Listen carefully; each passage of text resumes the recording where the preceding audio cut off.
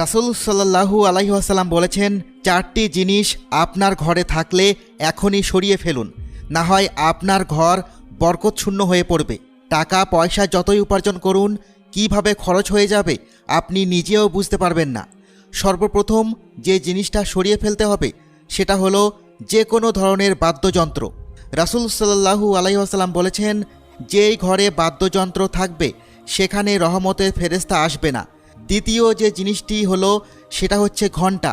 বন্ধুরা, যে কোনো ধরনের ঘণ্টা যদি আপনার ঘরে থাকে তাহলে সেই ঘরে রহমতের ফেরেশতা আসবে না।